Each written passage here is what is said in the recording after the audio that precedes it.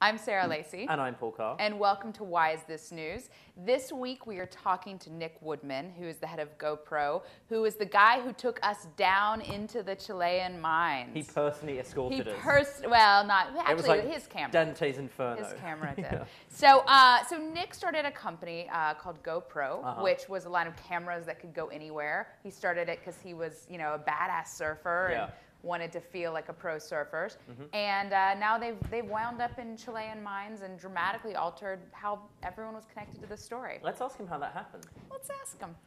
Nick, thank you for being here. Those look like your cameras in front of you. We're gonna guess those are your cameras. Tell us how they managed to go from being on your head surfing to down a Chilean mine. Well, the short of it is when you design a camera that's made to withstand the rigors of sport and perform at a very high level, whether it's biking, skiing, auto racing, motorcycle racing, what have you. You build a very tough camera, and you build a very versatile camera that can be used anywhere. And we found that our success as the world's best-selling sports camera company has led to us being used for journalism. Hollywood uses it for various point of view type of shoots. And one day you wake up and you find out that rescue teams are using it in Chile to document the rescue of those Chileans from the mines. And it's testament to that a GoPro can go anywhere and capture imagery where other cameras can't. So you didn't know it was being used until you heard about it or saw the footage. You were watching TV and you were like, that looks... This wasn't like a PR thing where you were like, I'm going to send my cameras to Chile. No. It caught us by surprise yesterday. I think somebody actually posted it to our Facebook page, one of our customers, and then literally we were having a conversation about it, and we had CNN Live up on a laptop that we were huddled around, and we were 20 seconds into our conversation, and there's our camera on top of the rescue capsule. And it was actually a really long, 20-second spot where they were swapping one GoPro out for another, and oh my God, there's our camera. And then you realize that all the imagery that you're seeing of the pod traveling up through the tunnel, that was shot with a GoPro. There's no question, because each time the pod comes up, you can see our camera mount on the top of it. And then we have reason to believe that the camera that is down in the mine, or was down in the mine, was also our camera giving a live feed up. So, I mean, there is something amazing about maybe 10, 15 years ago, we'd have seen that if the same situation had occurred, we'd have just had this sort of strange 30-day or however long it was, 3-month shot. Like the babies down in wells. Like babies, the classic news story of there's a kid trapped down a well. We just see the outside of the well. Like, suddenly we're able to be down the mine. We're able to, and I remember I saw that footage as well where it's coming up through the tunnel, and you're just suddenly much more aware of what it means to be that far underground. It's like, holy shit, they're under a ton of, well, more than a ton of rock. They're that far down. Like, what do you think about that idea of technology allowing us now to get, like, 1 billion people watch The Rescue because we all felt like we were part of that story? And also, I mean, we always have this problem now where stories are like the big story of the day and they completely fade away. And I think this story was so visual, and we were so hit with the humanity of, like, each day they were trapped under there and, asking for Elvis music, or the way they organized themselves as a society. It was almost like watching a little movie and you of this thing going underground. One of the main guy, one of the supervisors from down the mine has now been offered like TV hosting spots, right? I mean, there is, we couldn't, none of this story wouldn't have got caught. I mean, it's obviously an incredible story regardless of the technology or whatever, but it wouldn't have captured the imagination right without this technology. This technology has changed the way we look at stories like this. Well, I think one of the most exciting things, at least from our perspective, is that this is technology you can go buy in your local REI or surf shop, motorcycle shop, or GoPro.com for $299. Normally, technology like this is for professional use only, both because of the cost and the complexity. And to see organizations like CNN, or I think the video says it's a property of the Chilean government, so maybe it was their cameras. But we know CNN uses our cameras widely throughout their ranks, and we're humbled and so stoked about that. But the fact that this consumer product that we we've built at a professional level is being used for these professional purposes. It's just cool because it's so accessible, and that it's literally being used to capture professional tell stories about these world events. So that's exciting because we see it as a democratization of HD broadcasting through devices like a GoPro. And so to see this camera that can click onto your surfboard being equally adept at bringing a story like that from the mines, let's just say it makes the team here at GoPro feel really good that the hard days, the long days we put in is put to use for something like that. Consumer sports are great. The consumer markets are exciting. They pay the bills, but that felt like we contributed in some very small little way to bringing that story to the world, and that feels fantastic. Now, as we discussed, you didn't, necessarily go after having your cameras in these mines. You sort of saw it when the rest of the world saw the footage. Has it given you any ideas for, like, in the future, being a little bit more proactive? I mean, video is a really powerful thing, particularly in areas where people, might be under some sort of attack or might be under some, sort of oppressive regime. I know it's a have you thought about there. have you thought about just like maybe airlifting some into certain situations, or doing this more proactively in the future as sort of an outreach thing? If we were when we grow our staff a bit, we'll be in more of a position to do that. We're a small company growing extremely quickly. So actually, a lot of our outreach to these types of events and opportunities to have a GoPro lend a hand oftentimes come through our customers. A camera like this is used to document people's most exciting moments in their lives. And unfortunately, some people's most exciting moments in their lives are horrific things like being trapped in a mine for a couple of months.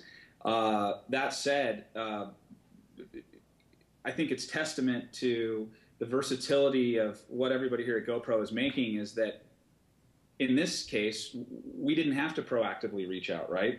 We built a product that is versatile and capable enough that people are reaching in to GoPro to get these cameras. They're so accessible at $299 that we see, our cameras popping up in all types of places, from professional film and TV to journalism to, the online YouTube and Facebook community sharing their active lifestyles with each other, shot on GoPro. Thankfully, the word has spread enough that it's not taking us to go out and say, hey, use this. This is a terrific way to tell your story. It seems that word's getting around, and it's just happening. Well, for better or worse, it's a product of our times, right? This is where. Do you think it ever gets too far? Do you think that guys ever end up on the other end where there's some horrible scandal caught on camera, some sex tape, something really egregious, and it's like, oh no, it was a GoPro camera again? I mean, is there a way in which too much high-definition video everywhere is bad for society? Don't sell Paris Hilton a GoPro, I think is what they're saying. Honestly, yeah. I think so, because people's privacy is really important. But, it's a response. It's the user's, it's the customer's responsibility to, document and share their world in a mature and responsible manner. It's like drink responsibly. It's such bullshit. Well, it's the same thing. It's like, okay. It's the same thing as really big telephoto lenses for film. just like that. You can do a lot of damage with one of those, but you don't, because you're morally responsible. And fortunately, in the world, there's more good people than bad, and the good people are keeping the bad people from doing things. We hope so. But we hope. What a lovely Quincy-style ending to an interview. I feel better Nick, already. Thank you so much for being with us, and we'll hope you continue to enable more good than evil in the world. Thanks, Nick. I'm really appreciative for the opportunity to talk with you. Thanks. So that was Nick Woodman of GoPro. I like the idea of how proactive are you going to be. Like the idea he's going to be sending miners down wearing the cameras and like triggering explosions and things to get his cameras in more situations. Like I hadn't really Well, I thought don't of know it, about but that, but I mean, I pushing think people if off there is bridges. any like insurrection somewhere, I'd be just airlifting a couple cameras. Yeah, what I do they would. cost him? Yeah. And it's like, I mean, think of like $250 he think of mentioned the several times. no, that's what it cost us. It's not what it cost him. I mean, think of like all the turning your avatar green publicity that Twitter got from Iran. I mean, actually really being able to see footage, but not necessarily have the ethical view of like you're in here documenting, but you're not doing anything about it. There is just something. Did you see any of the CNN footage? Because it was amazing seeing them going up through the tunnel, and it was like, it's kind of, it was almost like, it was something like childbirthy about it. It's like that thing that you never would normally see, like what it looks, you suddenly realize how deep underground they are, because of, it is, don't look at me like that, it is. There was something about the sort of emergence, that you get the sense of just what an amazing thing it was, and like you can see the footage from inside the mine, you see the footage from above the mine, but it's only that piece of footage that makes you realize the huge distance was between the two, and we just couldn't, that could never have happened before. And it is something kind of amazing. You're mocking me, but it's true. I'm freaked out by the childbirth thing. Well, it is. You know what I mean? It's do you want to send a camera up in a womb? Is that where this is going? I don't know the logistics of it. You'd have to put it in there very early, I guess, and strap it onto the baby using a set of tongs or something. This is getting gross. I'm just saying. I was going to say, what other experiences you want to see? What else you got? I don't want to even open a can of worms now that I know where you're going with a womb. Other than something invasive into someone's body, what are things that you would want to see? Like, I think there's so much under the sea stuff that we never see. Yep, there is a lot under the sea, singing mermaids and crabs and the like. Now, no longer do we have to have an artist's impression of it. We can see it up close.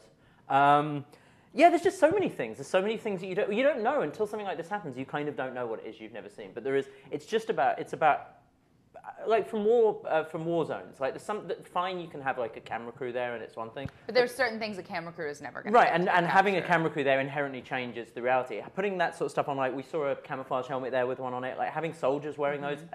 Of course, we probably wouldn't ever see the footage, but there is just something amazing about suddenly being able to see what it's like, and you realize what an amazing thing it was to get those guys out. You would get what an amazing thing it was to be in a war zone. Just, even the leisure stuff, even the surfing thing is interesting, or seeing somebody skydiving, because... Well, what would be cool about the war zone is it's not like, you remember when we went into both Afghanistan and Iraq, you had these embedded journalists, but because they were being given that access, it was all very guarded what they could say or what they couldn't, and it was like, are you a bad patriot if you put something by being up? Observed, and you being able to just really have something. I mean, that's as big of a quantum leap as seeing the first footage in the Vietnam War. The trouble is, unfortunately, without something like WikiLeaks, we would never see that footage. There is a reason why, they're not going to put cameras on soldiers and then let us see it. But definitely, though, even like a journalist wearing one of those rather than having to have a crew with them, they can. It's a much more realistic situation because you forget that the camera's there. It's interesting. We always hear about these like unintended, happy peace and love stories that come out of social media, like Muslim extremists whose friends brought them back using Facebook, or Twitter. This person found this person, and they found their family in Haiti or something like that. I mean, you hear about these great stories with software, but it's interesting to hear a hardware-based one like this. And the video was so much more powerful than any other. Well, definitely, like the whole camera thing. So cameras in phones, cameras getting smaller, the fact that everybody carries a camera with them even if they don't intend to now. That's definitely like the most amazing hardware story of the past 100 years, is the fact that previously things that would never have been documented because you'd have had to have a professional documenter with you, we can now see. So, and this is, I think, it's just an extension of it, but this is the last frontier of it, because no one's got their iPhone camera and down that mine, whatever else. This is the final thing. Look, we can all stop after this. For once, this is it now. We can stop exploring. Once I get excited about something, for once, and I get... I don't even understand your point. What do you mean it's the final thing? Well, as in, we have a situation where cameras are now everywhere, where everybody's carrying a camera with them all the time. This is the final frontier for cameras. For that idea of now everywhere, there's nowhere that cannot be now documented. So I think actually my childbirth point may be a point, because there is almost now nowhere that you can't put a camera and film. And that can only be a positive thing. My kids are going to be scarred from birth, aren't they? It's disgusting. I feel sorry for the woman you impregnate. Join us next week week on... Only now? Join us next week on Why Is This News? please.